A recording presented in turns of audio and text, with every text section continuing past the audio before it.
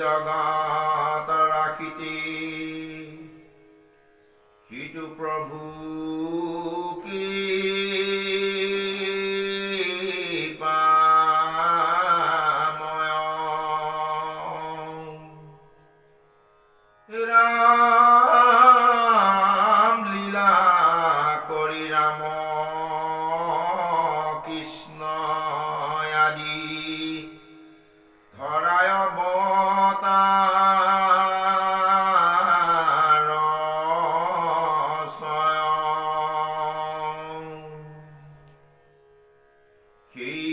ভগৱন্তে মই অধৰ্ম দিলাইতো দুখ গতি সৰ্বভয়হাৰী তোমাৰ চৰণে শৰণ লয়লো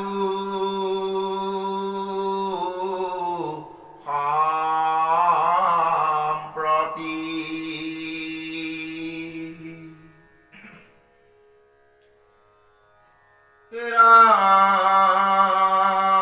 ৰাম জুনু বোলা জাত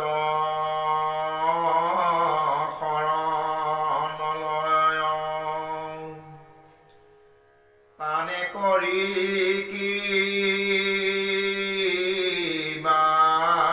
ভেদ ভগৱন্ত খেব মই কোনো সেৱক লৈও এহি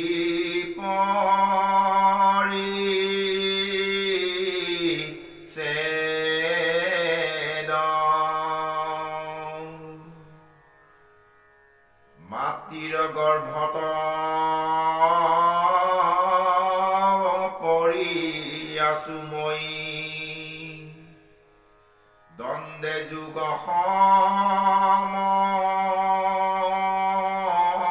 যাই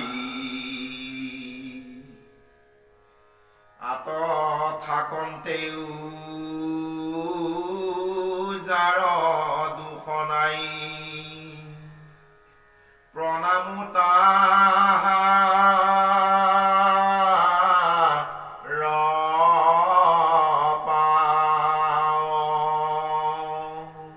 কৃষ্ণ। প্ৰভুসকল, এয়া বৈকুণ্ঠ শাস্ত্ৰ মহাভাগৱতৰ ৩য় স্কন্ধ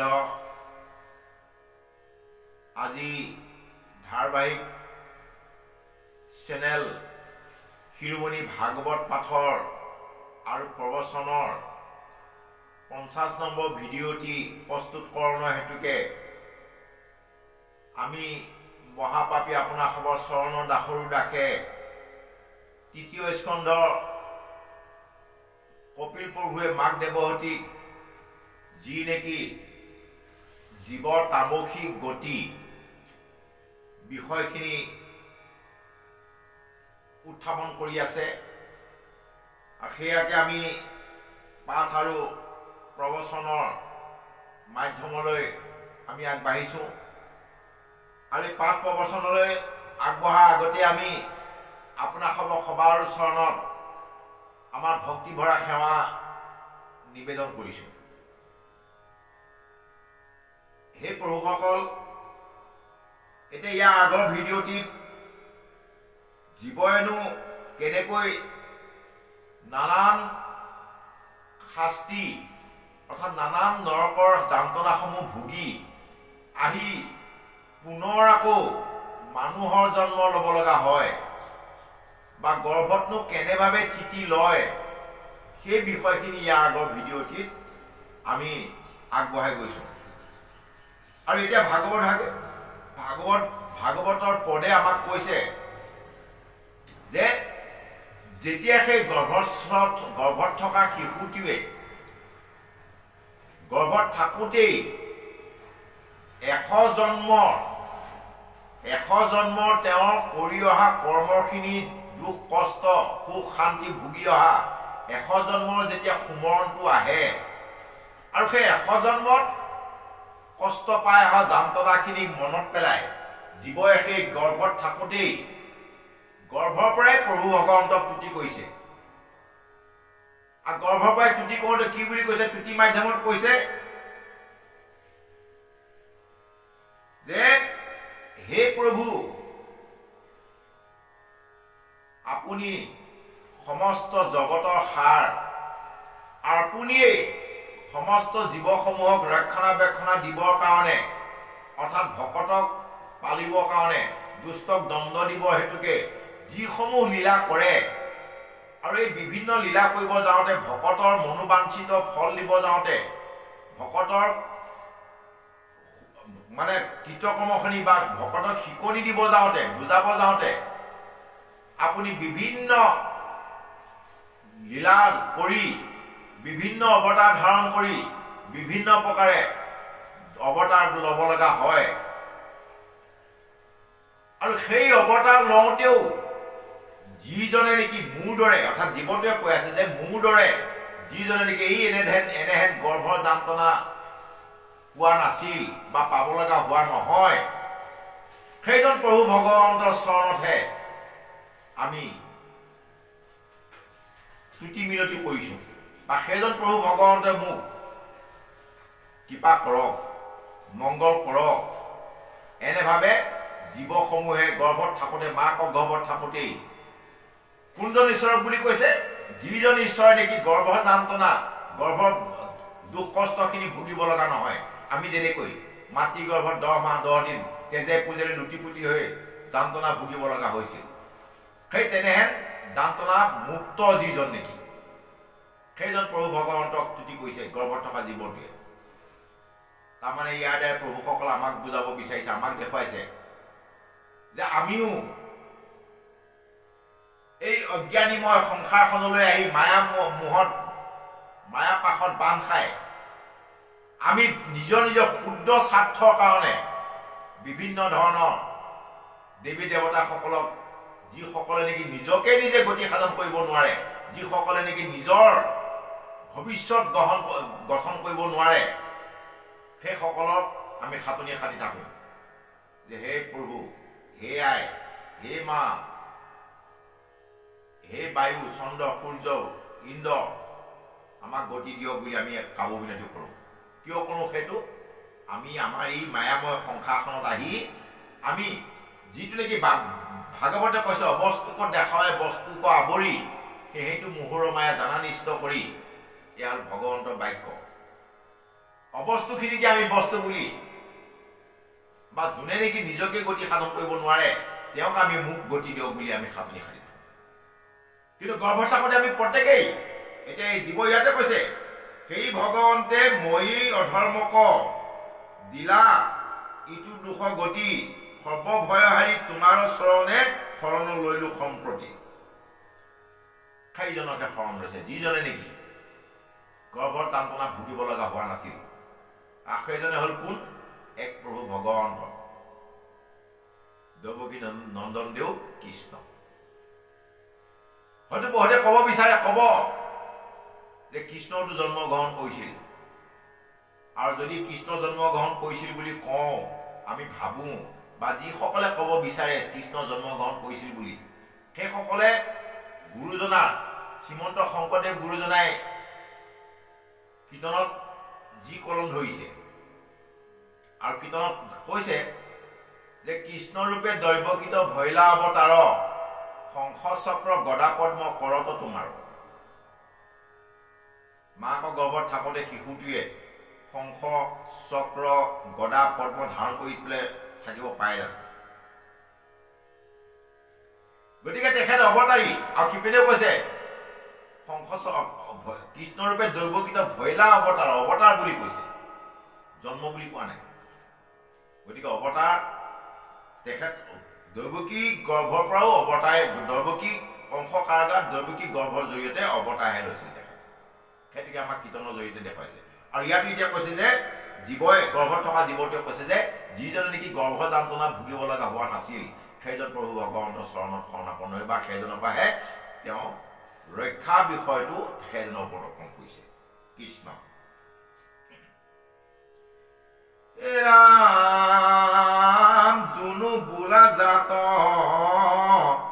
শৰণলয়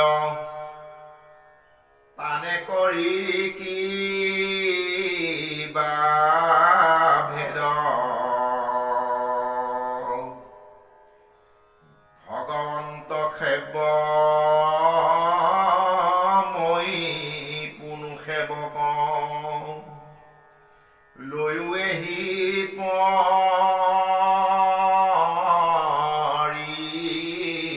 চেদ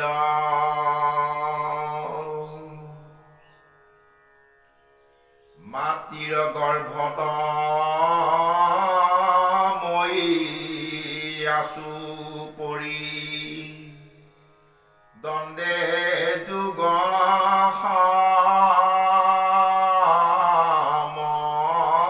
যাই আত থাকন্তেও যাৰ দুখ নাই প্ৰণামো তাহাৰ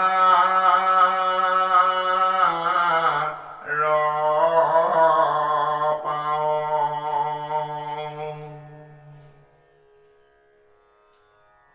প্ৰভুসকল এতিয়া আমাক পাঠভাগে কৈছে প্ৰশ্ন কৰিছে নিজে নিজে জীৱই তুতি মাধ্যমতে প্ৰশ্ন উঠাইছে প্ৰশ্ন কৰিছে নিজকে নিজে যে হেৰা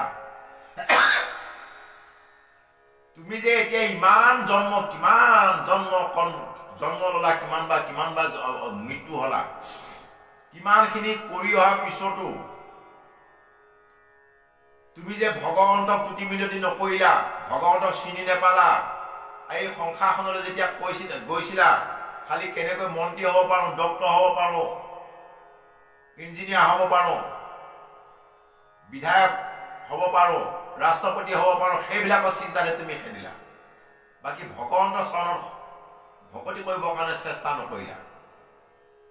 গতিকে এতিয়া তোমাৰ কি অধিকাৰ আছে তুমি কি সূত্ৰত কি অধিকাৰ তুমি ভগৱন্তক এই গৰ্ভৰ বাসনাত বা ৰক্ষা পাবৰ কাৰণে কি সূত্ৰত কি অধিকাৰ কি স্বাৰ্থত তুমি ভগৱন্তক তুতি কৰিছা বুলি যদি ভাবে হে প্ৰভু আপুনি জানে আমি হলো সেৱকী অৰ্থাৎ আপোনাৰ চৰণ সেৱা কৰিবৰ কাৰণেই আপোনাৰ চৰণ সেৱা কৰিবৰ কাৰণে আমাৰ জীৱসমূহক স্বজন কৰিছে আপুনি।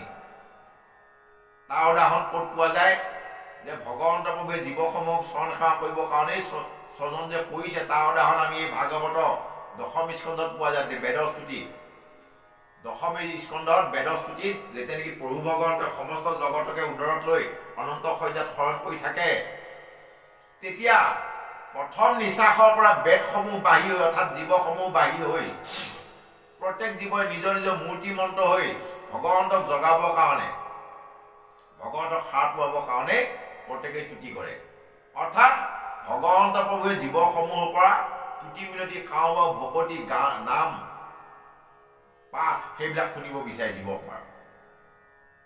কিন্তু আমিবিলাকে এই সংসাৰত জন্মগ্ৰহণ কৰি যেতিয়া নেকি একোটা নিজৰ নিজৰ উৎসৱত পাবৰ কাৰণে নিজৰ নিজৰ স্বাৰ্থ সিদ্ধি কৰিবৰ কাৰণে ভগৱন্তৰ ভকতি কৰা বাদ দি আমি অন্য ধন টকা পইচা ঐশ্বৰ্য বিবুধি পুত্ৰ পৰিবাৰৰ কাৰণে হাবাদি খাই ভগৱন্তক পিছপেলাই থৈ দিওঁ আৰু সেইটো হোৱা হেতুকে আমি বাৰে বাৰে জন্ম মৃত্যু হৈ থাকিব লগা হৈছে।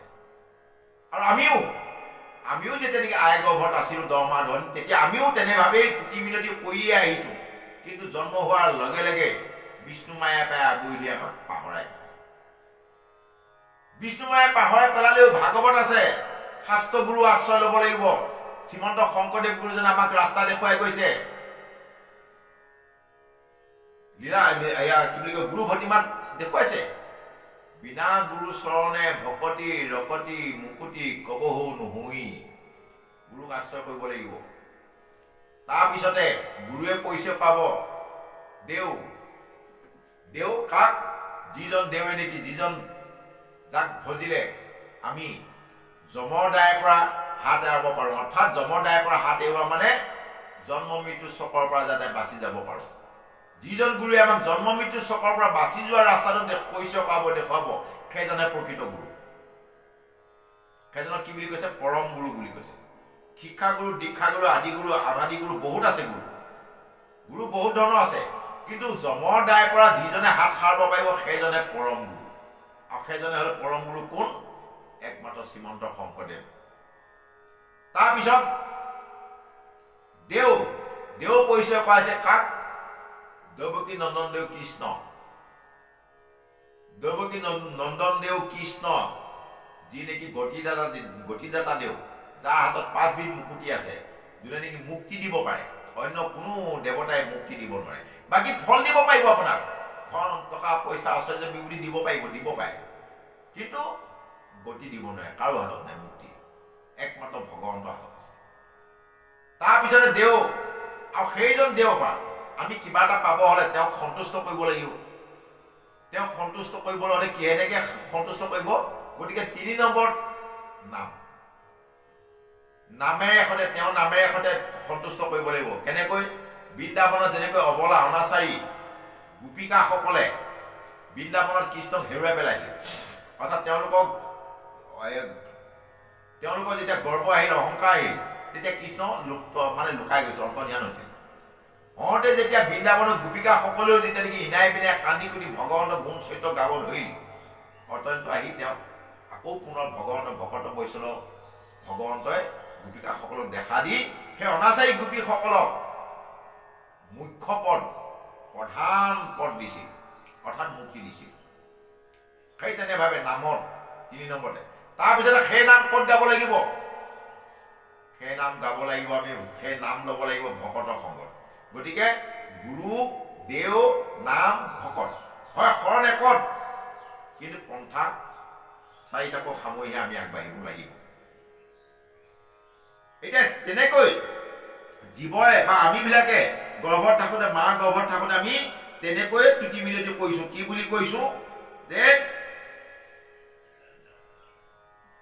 সেইজন প্ৰভু ভগৱন্তৰ চৰণতহে প্ৰাৰ্থনা কৰোঁ যিজনে নেকি আমাক গতি দিব পাৰে, যাৰ নেকি গৰ্ভ যাতনা যোনে নেকি ভুগিব লগা হোৱা নাই। অন্যথা জীৱই অন্য প্ৰকাৰে বহুত দেৱী দেৱতাক তুতি কৰিব পাৰে, নাই কোৱা। তাৰমানে সেইসকলক তুতি মিনতি কৰা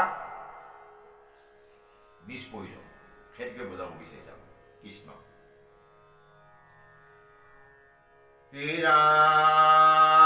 ৰাম পঞ্চভূত দেহে পৰি আছো মই,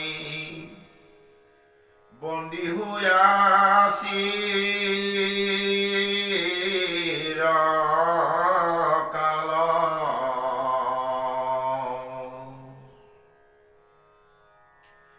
ইটো দেহে যাক বান্ধিবে নপাৰে, প্ৰণামো হেন কি পাল।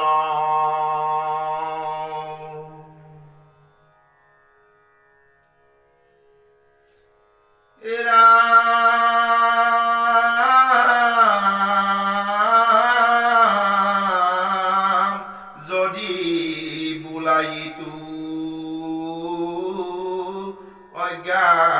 অজ্ঞান বন্ধন, জ্ঞানতে খেনি বতয়, ঈশ্বৰ কৃষ্ণক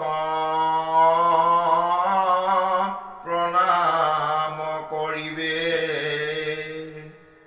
ইহাত কিবা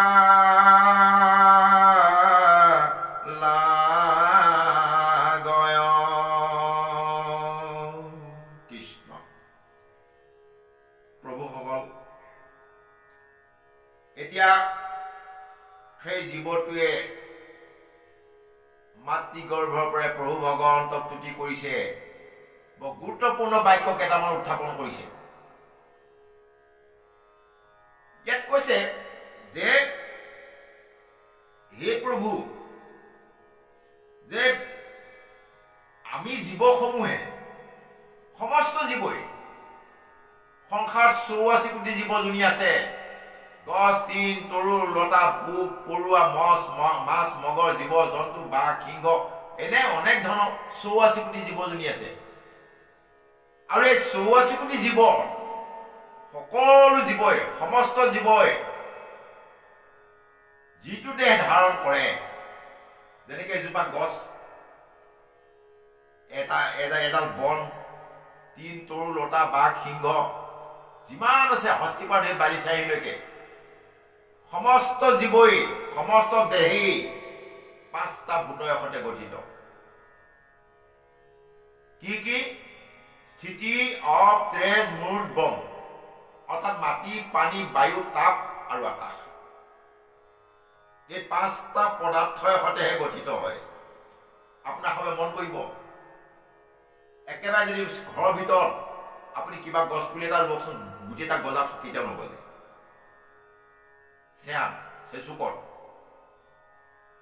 চেচুকত চেঁয়াত কেতিয়াও নগজে। ৰ'দ পাব লাগিব, বতাহ পাব লাগিব, কি মানে আৰু মাটি পৰশ পাব লাগিব,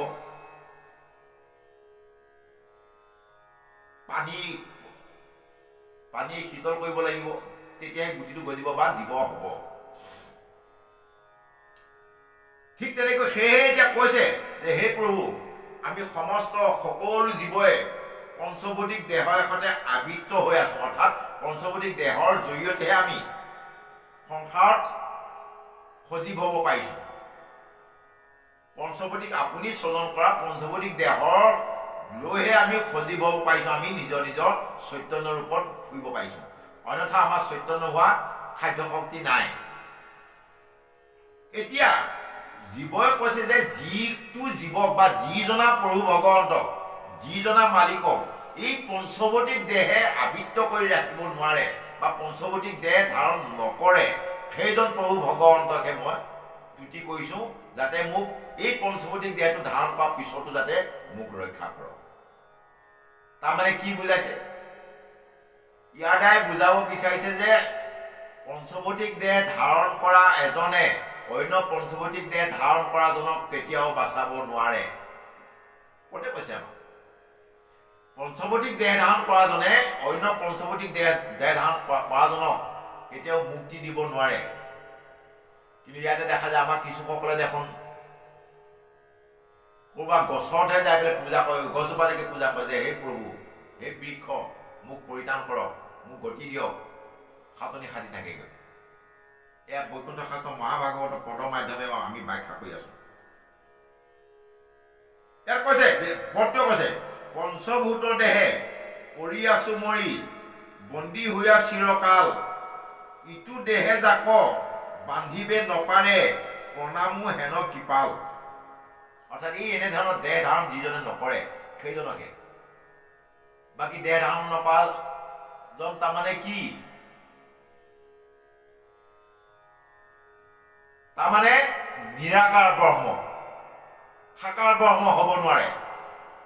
সেই নিৰাকাৰ ব্ৰহ্ম অৰ্থাৎ যাক নেকি চকুৱে ধৰিব নোৱাৰে, কোনো আকাৰ নাই, নিৰাকাৰ, যিজনৰ নেকি কোনো স্থিতি নাই, অনিশ্চিত, যাৰ আদি অন্ত নাই, সেইজনক প্ৰণাম কৰিব লাগে বা সেইজনে আমাক গতি দিব পাৰে বুলি বৈকুণ্ঠ শাস্ত্ৰ মহাভাগৱতে আমাক কৈছে। ৰাম যদি বোলাইতো অজ্ঞান বন্ধন, জ্ঞানেহে নিব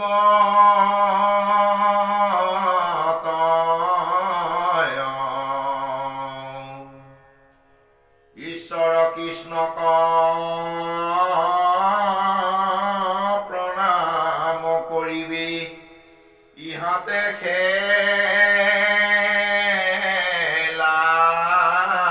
গয়। এতিয়া কৈছে যে হয়, এইটো হ'ল অজ্ঞান বন্ধন। এইটো অজ্ঞান বন্ধন।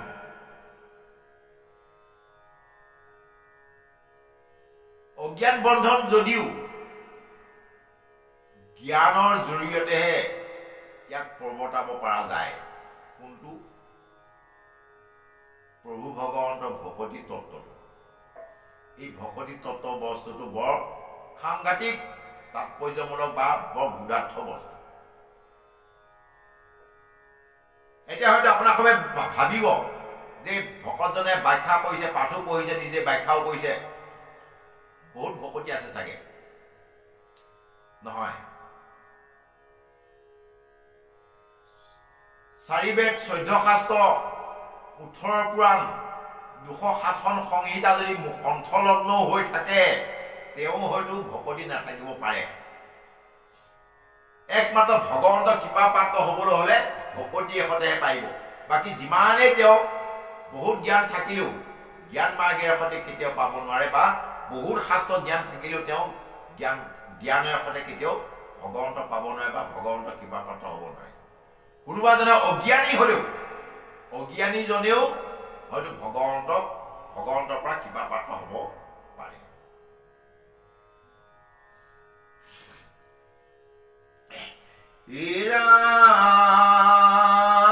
আমি পুনু কুচিত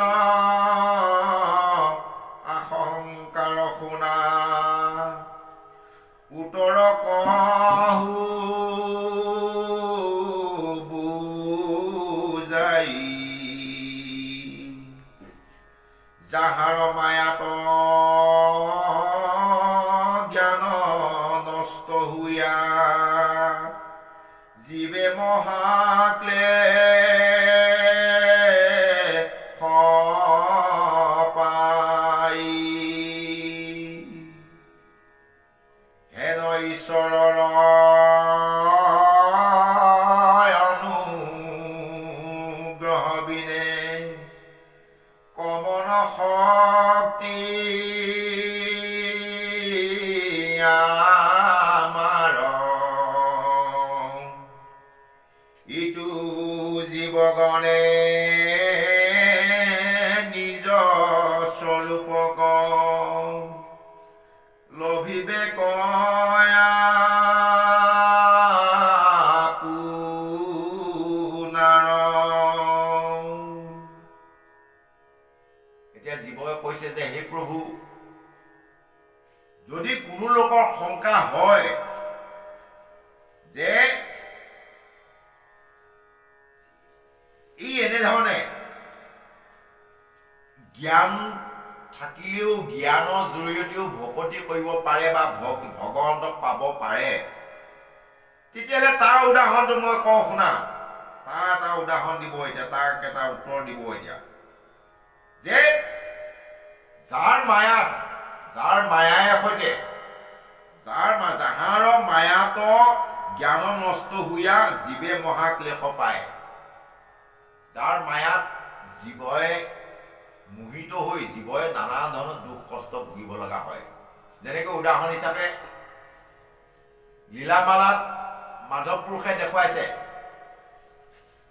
অনন্তৰে তাতৰ পাছে ব্ৰহ্মা আহি পৰিলন্ত চুৰি মায়া কৰি নিলে সবে গোৰক্ষ ডামুৰি।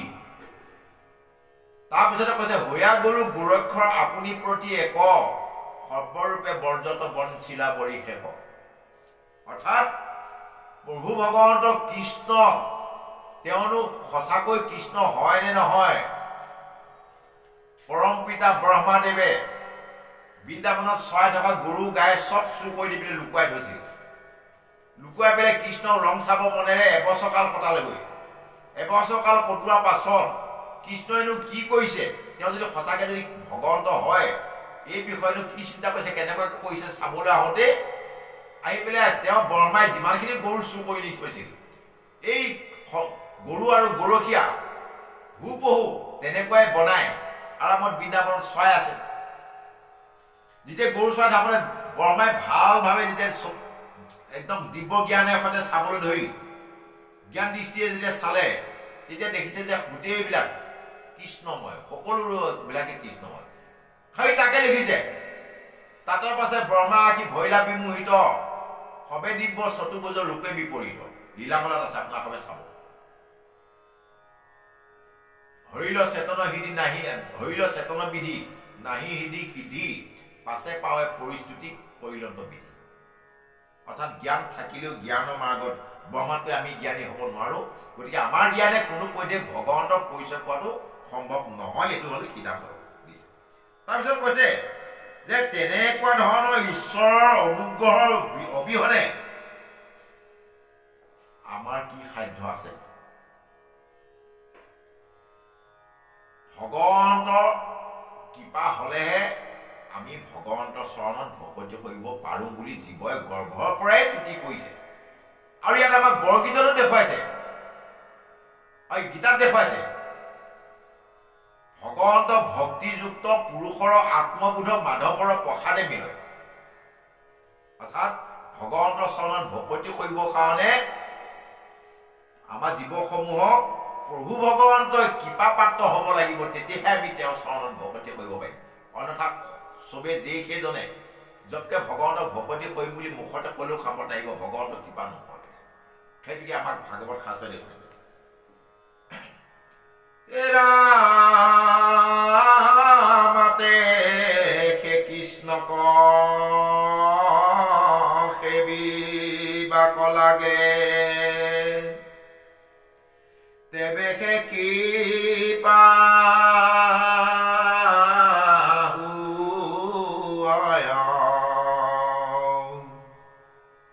কৃষ্ণ কৃপা বিনে জ্ঞান নুপজয় কহিলো কৰি নিৰ্ণয়